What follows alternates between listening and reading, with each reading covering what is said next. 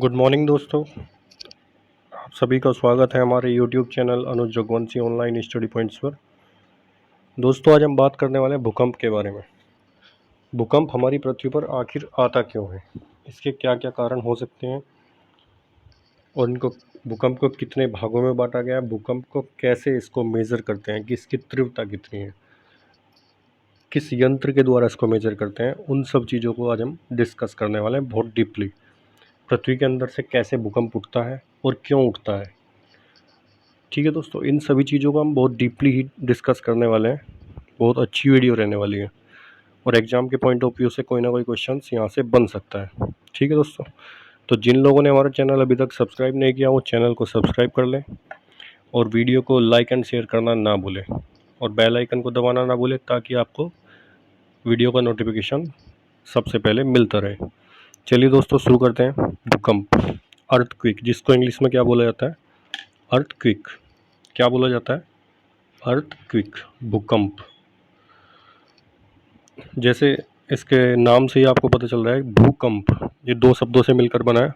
भू प्लस कंप, मतलब भूकंप, धरातल का कंपन होना। मतलब पृथ्वी का जो सबसे ऊपरी ऊपरी सतह है, अगर ये हमारी कोई ये बता देते हैं, अगर ये हमारी पृथ्वी है, पृथ्वी के अंदर भी अलग अलग पार्ट्स हैं। कैसे मिलकर बनी है हमारी पृथ्वी। सबसे ऊपर का हिस्सा हमारा क्या कहलाता है, भूप्रपटी, भूप्रपटी। दूसरा हिस्सा क्या कहलाता है, मेंटल। तीसरा क्या कहलाता है, जो हमारी केंद्र के आसपास का हिस्सा होता है वो क्या कहलाता है, वो कहलाता है हमारा, क्या कहलाता है, वो कहलाता है कोर। ठीक है दोस्तों, क्या कहलाता है, कोर। कोर, मेंटल और भूप्रपटी। तो जो हमारे धरातल को कंपन कर दे, जिसकी वजह से धरातल में कंपन आ जाए, उसको क्या बोला गया, भूकंप। नाम से तो आपको सीधा पता चल ही गया होगा। ठीक है दोस्तों, फर्स्ट पॉइंट देख लेते हैं। पृथ्वी के आंतरिक हलचल के परिणाम स्वरूप भूप्रपटी पर उत्पन्न कंपन को क्या कहा गया है, भूकंप। भूकंप किसको कहा गया है, पृथ्वी के आंतरिक हलचल के परिणाम स्वरूप। भूकंप कोई पृथ्वी पर बाहर से कोई हलचल हो उसके कारण नहीं आता है। भूकंप पृथ्वी के अंदर आंतरिक हलचल के कारण भूकंप उत्पन्न होता है। आंतरिक हलचल के कारण पृथ्वी की भूप्रपटी पर उत्पन्न कंपन को क्या कहा गया, भूकंप। नेक्स्ट पॉइंट देख लेते हैं। सिस्मोलॉजी के अंतर्गत, सिस्मोलॉजी के अंतर्गत भूकंप का अध्ययन किया जाता है। सिस्मोलॉजी क्या है, एक शाखा है जिसके अंदर किसका अध्ययन किया जाता है, भूकंप का अध्ययन किया जाता है, सिस्मोलॉजी। ये क्वेश्चन पूछ लिया जाता है कि भूकंप का अध्ययन किसके अंतर्गत किया जाता है, सिस्मोलॉजी के, सिस्मोलॉजी। ठीक है दोस्तों, सिस्मोलॉजी एक ब्रांच है जिसके अंदर क्या किया जाता है, भूकंप का अध्ययन, कि भूकंप आता क्यों है, इसके क्या क्या कारण हो सकते हैं। ठीक है, उन सभी का अध्ययन कैसे किया जाता है, सिस्मोलॉजी में। नेक्स्ट पॉइंट देख लेते हैं। भूकंप की तीव्रता, कि भूकंप की तीव्रता कितनी है, इसको नापने के लिए कैसे नापते हैं, रिएक्टर पैमाने पर। इसको कैसे नापते हैं, रिएक्टर पैमाने पर। अगर कोई पैमाना है, ये 0 से 9 तक, इसकी स्केल कहाँ तक होती है, 0 से 9 तक। रिएक्टर पैमाने की स्केल कहाँ तक होती है, 0 से 9 तक। ठीक है दोस्तों, भूकंप की तीव्रता कैसे नापते हैं, रिएक्टर पैमाने पर। ये पॉइंट क्लियर हो गया होगा। नेक्स्ट देख लेते हैं। गहराई के आधार पर भूकंप को 3 श्रेणियों में बांटा गया है। गहराई के आधार पर सबसे पहले हमने आपको बताया कि भूकंप होता क्या है, जो पृथ्वी के अंदर से आंतरिक हलचल के कारण जो भूप्रपटी पर उत्पन्न कंपन होता है उसको बोला गया भूकंप। तो गहराई के आधार पर कितने भागों में बांटा गया, तीन भागों में। पहला क्या है, सामान्य भूकंप 0 से 50 किलोमीटर तक, जो पृथ्वी के अंदर, अगर भूकंप का केंद्र 50, ये भूप्रपटी है, ये हमारी भूप्रपटी है, इस भूप्रपटी से 50 किलोमीटर के अंदर अगर भूकंप का केंद्र है तो उसको क्या बोला गया है, सामान्य भूकंप। मध्यवर्ती भूकंप 50 से 250 किलोमीटर, अगर 50 से 250 किलोमीटर के बीच है तो उसको क्या बोला गया है, मध्यवर्ती भूकंप। गहरे भूकंप में कौन कौन से आते हैं, 250 से 700 किलोमीटर। अगर भूकंप का केंद्र हमारा 250 से 700 किलोमीटर के बीच में है तो उसको क्या बोला गया है? गहरे भूकंप। ठीक है दोस्तों, आगे हम देखेंगे कि केंद्र क्या होता है या फिर अधिकेंद्र क्या होता है, केंद्र क्या होता है, एपिसेंटर जिसको बोलते हैं इंग्लिश में। इन सबको आगे हम डिस्कस करने वाले हैं। नेक्स्ट पॉइंट देख लेते हैं। भूकंप आने से पहले वायुमंडल में रेडॉन जैसी गैसों की सर्वाधिक मात्रा हो जाती है। कौन सी गैसों की मात्रा सर्वाधिक हो जाती है? हमें पता कैसे चलता है कि भूकंप आने वाला है? भूकंप से पहले क्या होगा? पृथ्वी के अंदर क्या हो जाएगी? रेडॉन जैसी गैसों की सर्वाधिक मात्रा सर्वाधिक मात्रा हो जाती है हमारे वातावरण के अंदर। वातावरण के अंदर कौन सी गैस आ जाएगी सबसे ज़्यादा? रेडॉन। ये इसकी एक पहचान है। पृथ्वी का, अब हम पृथ्वी के बारे में देख लेते हैं। पृथ्वी का ध्रुवीय व्यास, ये मैंने आपको पहले भी वीडियो में बताया कि ध्रुवीय व्यास क्या होता है, विषुवतीय व्यास क्या होता है। पृथ्वी का ध्रुवीय व्यास अलग होता है, विषुवतीय व्यास अलग होता है। और ध्रुवीय व्यास और विषुवतीय व्यास ये अलग अलग क्यों होते हैं? इनका भी एक कारण है, पृथ्वी का अंडाकार होना। पृथ्वी पूर्ण रूप से गोल नहीं है, पृथ्वी अंडाकार है। इसकी वजह से क्या होता है? इसका ध्रुवीय व्यास और विषुवतीय व्यास अलग अलग होता है। ध्रुवीय व्यास कम होता है, 12,714 किलोमीटर। ये क्या है? North pole. ये क्या है? South pole. और ये क्या है हमारा? ये विषुवत रेखा है, भूमध्य रेखा, जो पृथ्वी को दो भागों में काटती है। किस किस में? उत्तरी गोलार्ध में और दक्षिणी गोलार्ध। ये नॉर्थ उत्तरी गोलार्ध, ये दक्षिणी गोलार्ध।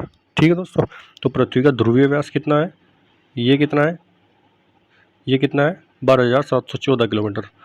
ये कितना है? जबकि ये है 12,756 किलोमीटर विषुवतीय व्यास। ठीक है दोस्तों,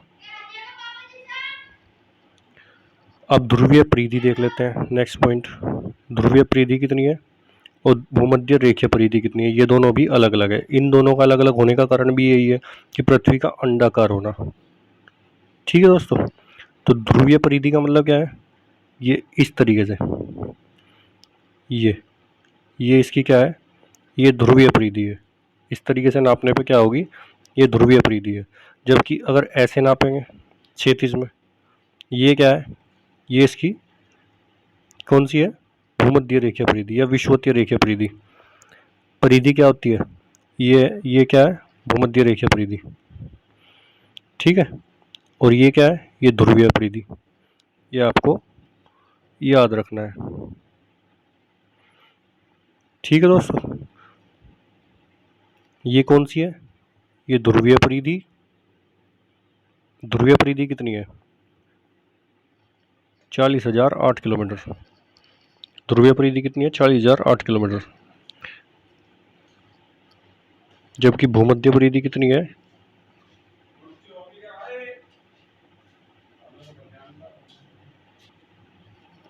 जबकि भूमध्य रेखीय परिधि कितनी है? ये कौन सी है? भूमध्य रेखीय परिधि। ये कितनी है? 40,075 किलोमीटर। ठीक है दोस्तों, ये आपको दोनों याद रखने हैं, भूमध्य परिधि और ध्रुवीय परिधि। नेक्स्ट पॉइंट देख लेते हैं। सागरीय भूकंप हाँ, सागरीय भूकंपों के द्वारा उत्पन्न लहरों को क्या बोला जाता है? सुनामी। जो हमारी पृथ्वी पर उत्पन्न भूकंप होते हैं उनको तो भूकंप बोला जाता है, लेकिन अगर महासागरों में या सागरों में भूकंप आता है, जल के अंदर जो भूकंप आता है, उनको क्या बोला गया? उनको बोला जाता है सुनामी। जापान में उनको क्या बोला जाता है? सुनामी। और जापान में ही सबसे ज़्यादा भूकंप क्यों आते हैं? इन सब चीज़ों को भी हम आगे डिस्कस करेंगे। भूकंप आने का कारण क्या है उसको भी डिस्कस करेंगे। जिन संवेदनशील यंत्रों द्वारा भूकंपीय तरंगों की तीव्रता मापी जाती है उन्हें भूकंप लेखी या सिस्मोग्राफ कहते हैं। सिस्मोग्राफ, ठीक है, जिनके द्वारा भूकंपीय तरंगों की तीव्रता नापी जाती है कि वो कितनी तेज है, उनको क्या बोला जाता है? सिस्मोग्राफ। नेक्स्ट पॉइंट देख लेते हैं। रिएक्टर स्केल की माप 0 से 9 तक होती है, 0 से 9 तक होती है, जहां प्रत्येक अगली इकाई पिछली इकाई की तुलना में 10 गुना अधिक तीव्रता रखती है। जैसे अगर रिएक्टर स्केल पर हमारी भूकंप की तीव्रता 2 आती है, ठीक है, तो आगे अगर नेक्स्ट कहीं भूकंप आता है उसकी 3 आती है, तो उसकी 2 और 3 के बीच में कितना होगा? 10 गुने का अंतर होगा। ठीक है दोस्तों, 10 गुने का अंतर होता है। नेक्स्ट पॉइंट देख लेते हैं। भूकंप में 3 प्रकार की तरंगें उत्पन्न होती हैं। भूकंप में कितनी प्रकार की तरंगें उत्पन्न होती हैं? भूकंप में 3 प्रकार की तरंगें होती हैं। प्राथमिक तरंग, द्वितीयक तरंग और एल तरंग। प्राथमिक, द्वितीयक और एल तरंग कौन कौन सी? प्राथमिक तरंग, द्वितीयक तरंग और एल तरंग। ये क्या है? यह तरंगे अनुदैर्ध्य तरंगे होती है। यह तरंगे पृथ्वी के अंदर प्रत्येक माध्यम से होकर गुजरती है। इनका वेग 8 किलोमीटर प्रति सेकंड तक होता है। ये फर्स्ट पॉइंट है। प्राथमिक तरंगे किसको बोला गया? भूकंप में कितनी प्रकार की तरंगे होती हैं? 3 प्रकार की। यह तरंगे अनुदैर्ध्य तरंगे होती हैं। यह तरंगे पृथ्वी के अंदर प्रत्येक माध्यम से होकर गुजरती है। इसमें चाहे आपका ठोस हो, चाहे द्रव हो, चाहे गैस हो, ये तीनों माध्यम से होकर गुजरती है। ठीक है दोस्तों। और ये कौन सी तरंगे हैं? अनुदैर्ध्य तरंगे। ठीक है। अनुदैर्ध्य तरंगे कौन सी होती है? ये भी आपको हम आगे डिस्कस करेंगे। जो माध्यम के कणों के कंपन करने की दिशा के अनुदिश या उसके समांतर होती है, उसको क्या बोला गया है? अनुदैर्ध्य तरंगे। वो आगे हम पूरी प्रॉपर्ली बहुत अच्छे तरीके से आपको बता देंगे। ठीक है। नेक्स्ट पॉइंट देख लेते हैं। और इनकी गति कितनी होती है? इनका औसत वेग 8 किलोमीटर प्रति सेकंड होता है। सबसे ज़्यादा तेज गति किसकी होती है? प्राथमिक वेव्स, पी वेव की। द्वितीयक तरंगे, ये अनुप्रस्थ तरंगे होती है। इसमें क्या होता है कि जो तरंग की गति होती है, जो वो माध्यम की गति की दिशा के कैसे होती है? लंबवत। अगर माध्यम का कण हमारा ऐसे गति कर रहा है तो तरंग की गति, तरंग कैसे जाएगी? तरंग ये ऐसे गति करेगी ये। ठीक है। ये हुई जैसे हमारी साइन वेव होती है। साइन वेव भी कैसी तरंगे हैं? अनुप्रस्थ तरंगे। साइन वेव में क्या है? हमारा माध्यम का कण कैसे गति कर रहा है? ऊपर नीचे, वर्टिकली। ये लेकिन हमारी तरंग कैसे बढ़ रही है? आगे, आगे की ओर। ये इस तरीके से आगे की ओर, इस गति में तरंग बढ़ रही है। लेकिन हमारे माध्यम का कण कैसे गति कर रहा है? ऊपर नीचे, वर्टिकली। तो माध्यम के कणों के लंबवत जब तरंग हमारी गति करती है तो उसको क्या बोला गया? अनुप्रस्थ तरंगे। द्वितीयक तरंगे कौन कैसी होती है? अनुप्रस्थ तरंगे होती हैं। यह तरंग केवल ठोस माध्यम से होकर गुजरती है। इसका औसत वेग 4 किलोमीटर प्रति सेकंड तक होता है। ये सिर्फ ठोस माध्यम से होकर गुजरती है, न द्रव से गुजरती है, न गैस से गुजरती है। एल वेव्स, एल तरंगे। तीसरा पॉइंट देख लेते हैं, एल तरंगे। इन्हें धरातलीय या लंबित तरंगों के नाम से पुकारा जाता है। यह तरंग मुख्यतः धरातल तक सीमित रहती है। यह ठोस, तरल तथा गैस तीनों अवस्थाओं से गुजर सकती है। इनकी गति 1.5 से 3 किलोमीटर तक, 1.5 से 1.5 से 3 किलोमीटर प्रति सेकंड तक इसकी गति होती है। तो सबसे ज़्यादा गति किसकी है? प्राथमिक तरंग। फिर उससे कम द्वितीय तरंग, फिर उससे कम एल वेव्स। और इसको एल तरंग क्यों कहा जाता है? क्योंकि इसकी खोज किसने की थी? एल वेव्स को दूसरा नाम क्या लिया जाता है? इसको लव वेव्स भी बोला जाता है। लव वेव्स भी बोला जाता है। इसको लव वेव क्यों बोला गया? क्योंकि इसकी खोज की थी HD लव्स ने। HD लव ने इसकी खोज की थी। ये आपको याद रखना है, पॉइंट नोट कर लेना है। तो इसको इसलिए क्या बोला जाता है? Love waves. ठीक है दोस्तों। तो सबसे ज़्यादा गति किसकी है? प्राथमिक तरंग की। उससे कम किसकी है? द्वितीयक तरंग की। उससे कम किसकी है? एल वेव्स की। एल वेव्स की गति कितनी है? 1.5 से 3 किलोमीटर। द्वितीयक तरंग होगी कितनी? 4 किलोमीटर प्रति सेकंड। और प्राथमिक तरंग होगी 8 किलोमीटर प्रति सेकंड। प्राथमिक तरंगे कैसी हैं? अनुदैर्ध्य तरंगे हैं। द्वितीयक तरंगे कैसी हैं? अनुप्रस्थ तरंगे हैं। अनुदैर्ध्य तरंगे क्या देख लेते हैं क्या होती है? अनुदैर्ध्य तरंगे क्या है? जब तरंग की गति की दिशा माध्यम के कणों के कंपन करने के दिशा के अनुदिश या समांतर होती है तो ऐसी तरंग को अनुदैर्ध्य तरंगे कहते हैं। ध्वनि अनुदैर्ध्य तरंग का एक उदाहरण है। जैसे आपको देख लेते हैं कि कोई स्प्रिंग है, ये स्प्रिंग को तुम खींच रहे हो ऐसे, इसको इधर खींच रहे हो और फिर छोड़ देते हो। छोड़ने के बाद फिर वापस जाएगा तो क्या होगा? इस स्प्रिंग की गति कैसे होगी? बार बार ऐसे, ये ऐसे होती रहेगी। ठीक है। तो इसके माध्यम के कण भी गति ऐसे ही कर रहे हैं और ये स्प्रिंग भी गति ऐसे कर रही है। तो ये क्या, कौन सी है? अनुदैर्ध्य गति, अनुदैर्ध्य तरंग। लेकिन अगर हम एक पानी में पत्थर मारते हैं, किसी पानी में पत्थर मारते हैं तो पानी के ऊपर कैसी तरंगे होगी? इस तरीके से आपने देखा होगा कि इस तरीके से तरंगे उठती चली जाती है पानी के ऊपर। वो क्या कहलाती है? अनुप्रस्थ तरंगे। इसमें क्या है? जो पानी है हमारा, पानी ऐसे गति करेगा, ये ऊपर नीचे वर्टिकली। लेकिन तरंग कैसे गति कर रही है, तरंग कैसे गति कर रही है, ऐसे आगे की साइड में। तो क्या है, माध्यम के कण ये गति कर रहे हैं ऊपर नीचे, ठीक है, माध्यम के कण गति ऊपर नीचे कर रहे हैं, लेकिन हमारी जो तरंग गति कर रही है किधर, वो गति कर रही है आगे की ओर, ठीक है, अर्थात इसके लंबवत दिशा में है, ये लंबवत दिशा में है, 90 डिग्री का एंगल बना रही है। तो उसको क्या बोला गया, अनुप्रस्थ तरंगे। अनुप्रस्थ तरंगों का आपने उदाहरण देखा होगा, द्वितीयक वेव्स। और सेकेंडरी वेव्स किस किस में फ्लो होती है, ओनली ठोस में। इसका वेग कितना होता है, 4 किलोमीटर प्रति घंटा, सॉरी सेकंड। तो भूकंप देख लेते हैं, भूकंप आता क्यों है, भूकंप आने का क्या कारण है।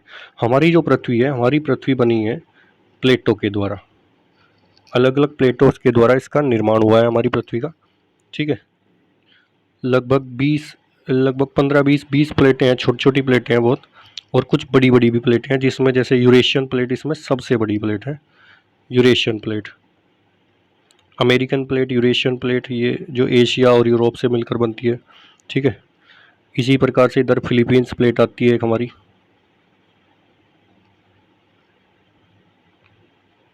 अगर ये हमारी पृथ्वी है इस तरीके से यूरेशियन प्लेट है, तो इधर एक फिलीपींस प्लेट आती है, इधर फिर इंडियन प्लेट आती है, अफ्रीकन प्लेट है,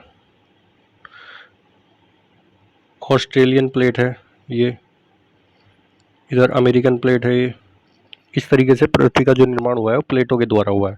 सबसे बड़ी प्लेट कौन सी है, यूरेशियन प्लेट है। ये हमारी कहीं इंडियन प्लेट है यहाँ, ठीक है, जिसके अंदर हमारी हिंद महासागर और अरब सागर, हिंद महासागर और हमारा भारत देश, पाकिस्तान वगैरह, ये सब कहाँ आते हैं, अफगानिस्तान, पाकिस्तान, भारत, ये कहाँ आते हैं, इंडियन प्लेट के अंदर।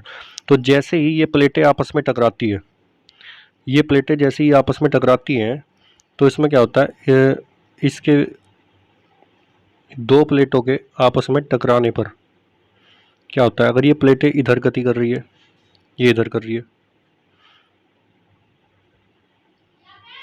तो इसमें क्या होगा, इनके आपस में टकराने पर क्या होगा, इनके जो ये छोर हैं दोनों, ये दोनों छोर हैं जो, ये क्या होगा, इसमें एक छोर ऊपर उठ जाएगा। जैसे ही ये ऐसे, ये एक प्लेट ये है, दूसरी प्लेट ये है, ये इधर गति कर रही है, ये इधर गति कर रही है, तो अगर ये ऐसे जाएगी,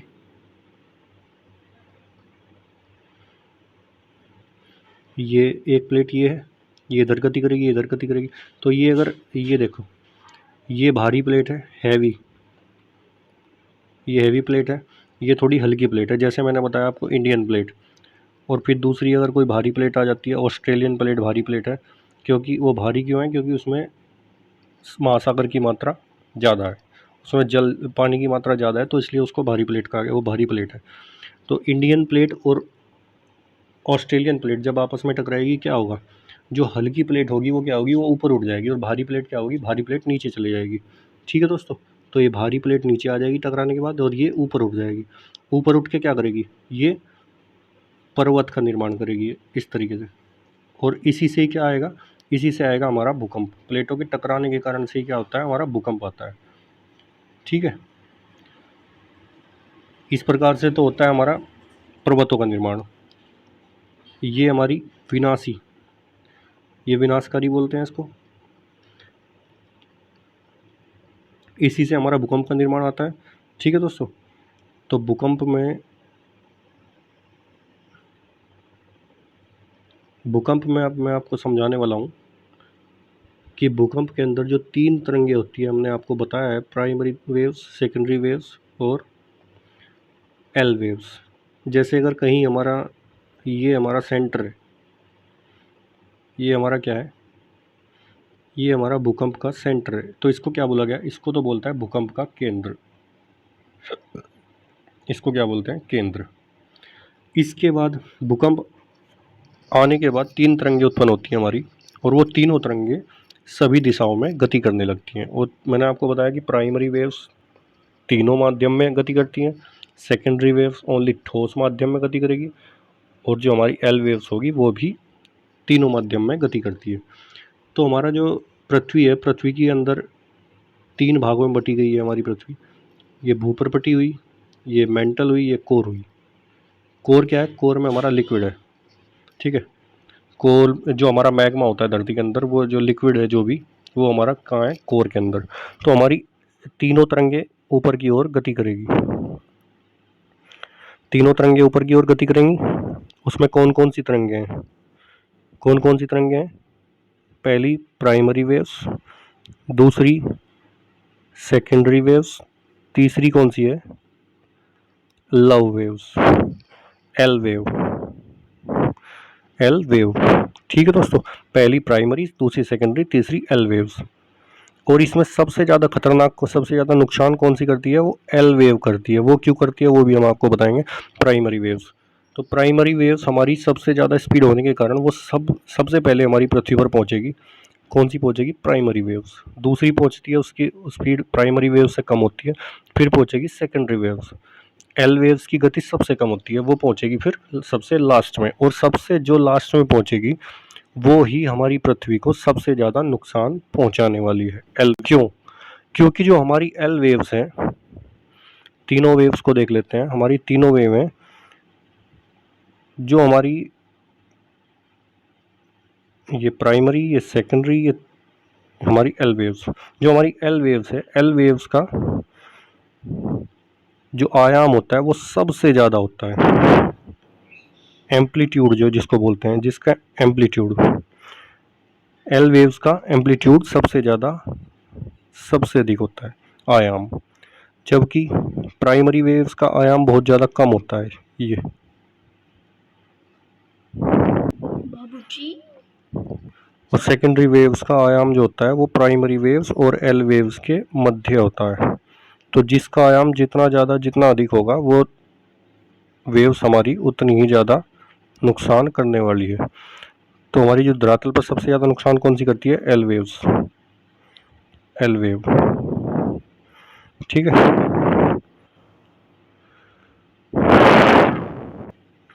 ये आप इसको नोट कर लेना। सबसे ज़्यादा आयाम किसका होता है? एम्पलीट्यूड किसका होता है सबसे ज़्यादा? वो होता है एल वेव का। एल वेव का आयाम सबसे ज़्यादा होता है। तो आज के लिए इतना ही काफ़ी है। मिलते हैं नेक्स्ट वीडियो में दोस्तों। तब तक के लिए धन्यवाद। Good bye.